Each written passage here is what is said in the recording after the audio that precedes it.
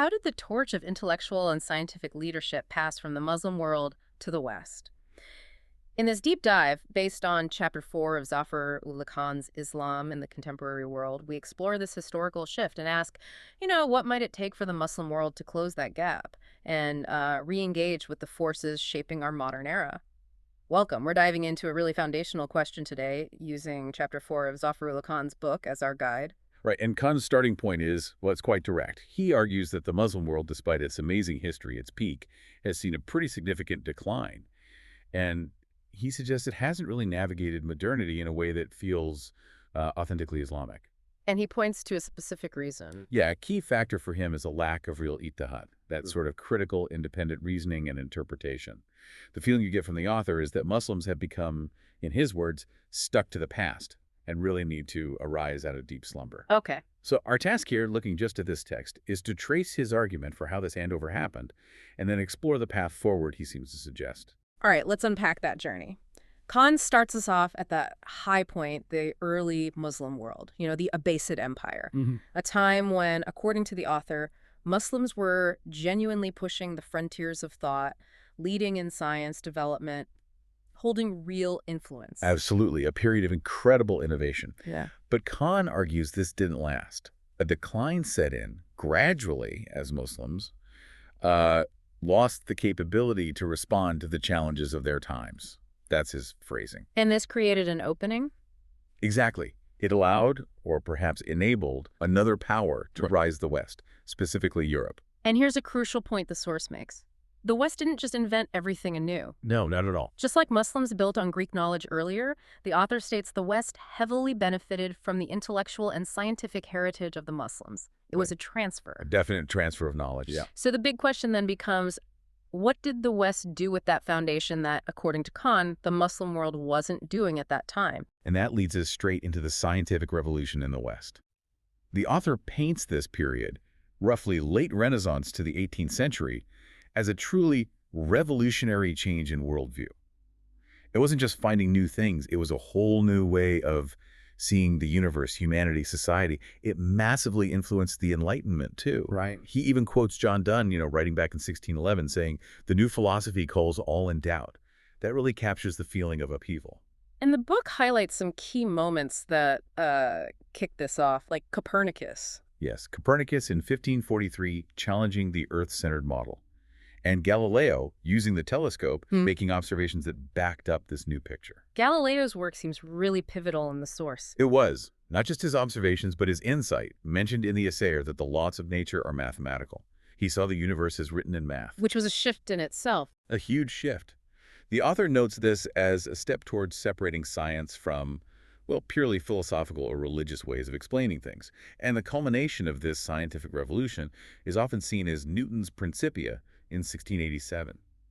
It laid down the mathematical laws for motion, gravity, uniting physics on Earth and in the heavens. Wow. But, and the author is careful here, this whole massive structure was built upon Greek learning as elaborated and further developed by Roman Byzantine science and medieval Islamic sciences. So it wasn't just what they discovered, it was also how they discovered it. The method changed. Precisely.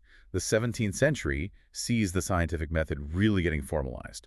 A deliberate move away from just relying on old texts or pure deduction. Like the Aristotelian way. Right. Towards induction, towards empiricism basing knowledge on observation and experiment. And figures like Francis Bacon were key here. Absolutely. Bacon is often called the father of empiricism. He pushed for systematic observation and experimentation. His whole idea was about understanding nature's laws to sort of command nature by obeying her. Interesting phrasing. Yeah. And there were others, like William Gilbert, studying magnetism empirically, explicitly rejecting the older methods. Okay, so the method changed, but the book also mentions institutions being important, like the Royal Society. Yes, hugely important. The Royal Society in England, the French Academy of Sciences. These weren't just, places for scientists to hang out. Right. They were engines for progress. They provided a structure for sharing results, for collaboration, and crucially, for getting knowledge out there through journals. Journals? A Royal Society's Philosophical Transactions, started in 1665, is highlighted. Oldest scientific journal, and importantly, the first to use peer review. Peer review. Okay, that's fundamental. It really is. This whole institutional setup created a way to build knowledge cumulatively, to check each other's work, to correct errors. So with this new worldview, this new method, these new institutions, what were some of the big breakthroughs the source talks about?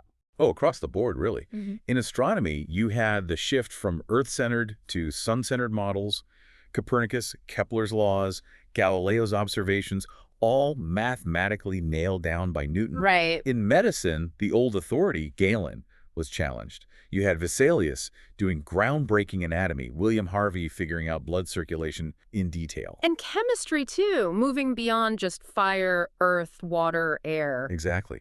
People like Robert Boyle started using experimental methods in chemistry, finding laws like Boyle's law, beginning to think about atoms and molecules. It became much more quantitative. It sounds like an explosion of knowledge. It really was. Optics advanced with new laws from Snellius. Electricity and magnetism started to be explored systematically by Gilbert, Boyle, and others. And don't forget the tools. The Force mentions logarithms, early calculators by Pascal and Leibniz. These weren't just curiosities, they were practical aids that sped up the whole scientific process. Okay, so this massive expansion of scientific understanding happens. The next phase, according to the book, is putting it to work, the Industrial Revolution. That's the connection Kahn makes. The Industrial Revolution was essentially the application of this new science to technology and how things were made. The steam engine is the classic example. Building on earlier stuff, Watt and Boulton's improvements in the late 1700s made it efficient, powerful. And the source says this eventually leading to the Industrial Revolution. It wasn't just engines, though, right? Materials changed, too. Absolutely. New ways to make iron using coke, and then crucially, Bessemer's process in the 1850s for making cheap, mass-produced steel. Steel became the backbone for everything: machines, factories, bridges, railways. And this transformed transport and communication. Completely. Steam power meant steamboats, steam locomotives. Railway networks spread incredibly fast. The book mentions the Liverpool-Manchester line having scheduled passenger services back in 1830. Wow. And then the telegraph, starting in the 1830s. Suddenly, information could travel almost instantly, culminating in the transatlantic cable. It shrunk the world. And these tech changes drove social and economic changes, too. Yes, the source links them directly. The rise of the factory system, new social classes, owners, managers, workers, financial institutions like the London Stock Exchange popping up, and influential economic ideas emerged, like Adam Smith's Wealth of Nations, arguing for free enterprise, private ownership, ideas that really shaped modern capitalism. So the picture in the West is one of dynamic discovery, application, and transformation across science, tech, economies, society. That's the picture the author paints, yes. Dynamic, applied progress. And this is where Kahn draws that sharp contrast with what he sees happening, or rather not happening, in the Muslim world. Right. While the West was taking this knowledge, some of it originally from Islamic cultures, and running with it, Kahn argues Muslims essentially stood still where they were. He gives some pretty stark examples in the book. He does. He points out, for instance, that a classical Greek text like Euclid's Elements, written centuries BC, is apparently still used as a main math textbook in some traditional schools, madaris, in parts of the Muslim world today. While in the West. While in the West, math had moved light years beyond Euclid, enabling all sorts of modern engineering and science. The author's point is that graduates from those traditional schools are just out of date. That's a powerful image. He makes a similar point about chemistry. Yeah, comparing the teaching of outdated concepts like the 4 elements to the West, having discovered over 118 elements and unlocking nuclear power. He literally contrasts dust, earth, and uranium. It's meant to show a huge gap in understanding the physical world. And he really focuses on the example of the Mughal Emperor Aurangzeb to drive this home. Ruling in the late 17th century, right when Newton and others were active. Exactly. Aurangzeb ruled this vast, wealthy empire, but the author argues he was completely insensitive to the scientific and philosophical shifts happening in Europe, even though Europeans were already establishing a presence, like the British East India Company. What kind of insensitivity does he mean? Well, specific things like Aurangzeb apparently preferring to copy the Quran by hand, seeing it as sacred, rather than setting up a printing press. Which had been around for centuries in the West by then. Right. Invented in the 1440s, revolutionizing knowledge, and universities Europe had them for centuries. Harvard was founded in 1636 during Aurangzeb's time. But the author states Aurangzeb would not establish a seat for higher learning even in the 18th century. He contrasts this with the Taj Mahal. He does. Contrasting Aurangzeb's father building the Taj, focusing on heritage, maybe tourism, with Harvard producing presidents and Nobel laureates, He sees it as reflecting fundamentally different priorities, which he says speaks volumes. And the consequence wasn't just falling behind intellectually. No, according to the author, it was about vulnerability, even survival. He states, ignorance of the modern sciences not only placed us at a disadvantage, it also led to a loss of life. He uses the 1857 rebellion as an example. Yes. He describes a much smaller British force defeating a larger Muslim army, attributing the difference not to bravery, but to technology. Modern artillery versus outdated tactics. He even mentions the detail of relying on pigeons for messages while the British had the telegraph. His point is quite cutting. Muslims were praying, but seemed to forget that physical laws govern this world. It really illustrates his argument about failing to grasp and use the principles driving Western power. So this gap wasn't just in science and technology. Khan argues it extended deeply into political thought as well. Absolutely. Yeah. He highlights the development in the West during the Enlightenment of the idea of the social contract. Okay, what's the core idea there? It's a revolutionary concept about where government legitimacy comes from. Instead of divine right or just sheer power, the idea is that authority arises from the consent of the people being governed. People agree, implicitly or explicitly, to give up some freedom for security and protection of their remaining rights. And the book walks through the key thinkers: Hobbes, Locke. Right. Hobbes saw it as necessary to escape a nasty state of nature. Locke refined it, arguing government's main job is protecting natural rights, lives, liberty, and property, and legitimacy comes directly from the consent of the governed. And Rousseau took it even further. Rousseau emphasized popular sovereignty, the general will. For him, true freedom meant people making their own laws collectively. Then there's Montesquieu. Yes, with the crucial idea of separation of political power. Legislative, executive, judicial branches, the whole checks and balances thing, designed to stop power getting too concentrated. Hugely influential. And these weren't just theories locked away in books. They had real-world impact. Massive impact. The French Revolution is the prime example cited. It wasn't just swapping kings. It aimed to dismantle the whole system of monarchy, feudalism, establish equality, individual rights. Its ideals spread globally. And this line of thinking leads directly to modern ideas like liberal democracy. Exactly. The author connects it to liberal democracy, constitutionalism, and rule of law. Liberal democracy meaning representative government, free elections, separation of powers, protection of rights. And rule of law being key, everyone is under the law, even the government. Right. Not arbitrary rule. The book traces it back to Aristotle and gives examples like the English judge Coke telling King James I that he was also subject to the law. And constitutionalism. That means government power is defined and limited by fundamental laws, usually a constitution, with mechanisms to protect citizens, including minorities. So the end result in the West, as described by the author, is a shift away from divine right towards these representative systems based on consent, law, and checks on power. Right. Now, compare that concept to the Muslim political trajectory. He acknowledges the strong start the Prophet in Medina, the guided caliphs, consultation, public welfare. An elective element, even. Yes. But then he notes the shift to hereditary rule, kingship, starting with the Umayyads and continuing through the big empires, Abbasids, Ottomans, Safavids, Mughals. There were Muslim political thinkers during this time, of course. Oh, yes. Figures like Farabi, Ibn Sina, Mawardi, Ghazali, Ibn Khaldun. But the author seems to suggest their thinking largely operated within the existing frameworks of rule rather than fundamentally challenging the basis of legitimacy in the way Western thinkers did later. What about more recent times, the response to colonialism? The book mentions modernism and revivalism in the 19th and 20th centuries, but argues that despite these movements, there wasn't a widespread shift towards genuine representative government based on popular consent. You got secular states, militant trends sometimes rising, but often without that core element of consent-based legitimacy taking root. So bringing it to the contemporary situation described in the source? Khan argues that much of Muslim political thought and culture remains, in his word, medieval. Focused on the ruler's power, the emir. Institutions like a parliament or a shura might exist, but he claims they're often subordinate, maybe nominated by the ruler. Their decisions not necessarily binding. He asks a challenging question based on that. He does. He asks, basically, if power is concentrated like that, why wouldn't rulers sometimes act like autocrats? He names Saddam Hussein, Mullah Umar, as examples of that potential outcome. And he finds an irony here. A deep irony. Muslims pioneered consultation, but many later opposed or failed to adapt modern democracy. He flatly states that thinkers like Hobbes, Locke, Rousseau, Montesquieu could not have emerged in that environment, the environment he sees prevailing later. So his overall conclusion on the political front is, It's quite critical. He describes contemporary Muslim political culture as often feudal, elitist, or theocratic, still tied to ideas of inherited or divine right. He argues it generally lacks human rights, rule of law, and constitutionalism in its true sense. People are treated as subjects, not fully free citizens who make and unmake governments.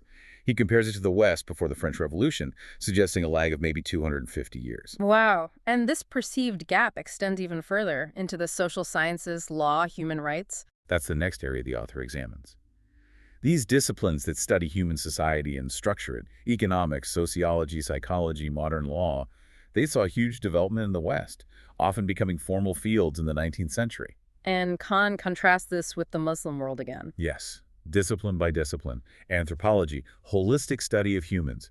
He acknowledges early Muslim scholars like al-Biruni, Ibn Khaldun, but says there's no significant Muslim name in the modern discipline. Political science. We've covered a fundamental divergence in theory. Psychology, the scientific study of mind and behavior, became an experimental field in the West, late 19th century. Khan's assessment of the modern Muslim contribution here is stark. Nothing. Sociology. The systematic study of society, established by figures like Comte, Durkheim, responding to modernity. Again, the author mentions Ibn Khaldun historically, but implies a lack of engagement with the modern science of sociology. Economics also transformed dramatically in the West. Yes. While Khan acknowledges sophisticated early Muslim ideas on trade, finance, even things like checks, hawala, he argues the modern discipline quantitative analysis, complex models developed elsewhere. He credits Ibn Khaldun with early insights, like anticipating the Laffer curve on tax rates. But he sees a long gap in economics treated as a science. He even critiques modern Islamic banking. He does, suggesting it's often more about finding justifications within the existing Western system rather than creating genuinely innovative alternatives to interest. And he notes what he calls a retrogressive view on things like agrarian reform. Okay, what about law? The Western tradition developed complex systems, civil law, common law, theories of jurisprudence, independent courts, legal professions. Khan praises early Muslim legal contributions absolutely. But his verdict on modern times is no contribution at all by Muslims in developing legal theory or jurisprudence compared to Western advancements. He mentions only a couple of significant post-foundational thinkers. Which brings us to human rights. Right. The modern concept rights as inherent, universal, not granted by rulers, largely developed in the West, building on natural law and Enlightenment ideas. Leading to documents like Magna Carta, Bills of Rights. And culminating, post-World War II, in the UN Charter, and especially the Universal Declaration of Human Rights, UDHR, in 1948. The UDHR listing rights like life, liberty, equality, freedom from torture. Khan presents this as a direct outcome of that Western intellectual journey. He highlights its emphasis on inherent dignity, every person's intrinsic worth. So, a global framework for basic rights emerged. How does the author see the Muslim world engaging with this? While acknowledging Islam's own historical emphasis on rights, like the Prophet's farewell sermon, Khan contends that in the modern world, the larger Muslim community has paid little attention to this modern human rights movement. He claims there's generally no culture of human rights in Muslim states, even if constitutions mention them. Rulers, he argues, often treat people as subjects, women sometimes as commodities. What about things like the Cairo Declaration on Human Rights in Islam? He mentions it as an Islamic response to the UDHR, using Sharia as its source. But his overall assessment remains quite negative. He concludes the Muslim world still lags behind terribly in terms of research and the practice of human rights, stuck in a medieval and negative mindset. He even makes the harsh observation that violating the rule of law can sometimes seem like a symbol of prestige in certain contexts. It's a very critical analysis throughout this chapter. His summary ties it all together. Yes, his concluding thought in this section is that the West's embrace of democracy and human rights essentially freed mankind, unleashing potential that drove science, tech, industry, economic growth, rule of law, banking, unparalleled development. Well, in his view, Well, in his critical assessment, we Muslims kept declaring this world as haram. He immediately qualifies this isn't the true meaning, but a perverted interpretation that discouraged engagement with worldly progress. okay, so let's recap this deep dive, drawing on Khan's chapter. We started with the Muslim world's historical leadership. We traced how, According to the author, the torch passed as the West built on that heritage, forging ahead with modern science, technology, political systems based on consent, social sciences, modern law, and human rights. And we've explored Khan's assessment of why the Muslim world subsequently declined and currently lags in these areas. Right, and the central challenge pinpointed in the source is this perceived failure to truly engage with the forces shaping modernity, stemming, in Kahn's analysis, from being stuck to the past and lacking that dynamic, critical reasoning really ijtehad. Which brings us back to our opening question. Based on this analysis, what might it take to close the gap and re-engage? Khan doesn't lay out a simple roadmap in this chapter, does he? No, it's more diagnostic. Yeah. But by showing where the West surged ahead, the scientific method, empirical inquiry, strong institutions, consent-based politics, rule of law, understanding society scientifically, modern legal frameworks, implementing human rights, the implication seems pretty clear. That engagement needs to happen in those areas. It strongly suggests that. Yet the argument is that the torch passed because of a failure to grasp and apply the operating principles of the world, both physical laws and principles of human organization like consent, justice, rights. Then the path forward would seem to involve a fundamental re-engagement with those very principles. It leaves you thinking, doesn't it? Does the author's analysis imply that re-engagement requires a deep look at priorities in education and governance and how society is structured? It's a profound question about knowledge, power, and progress to take away.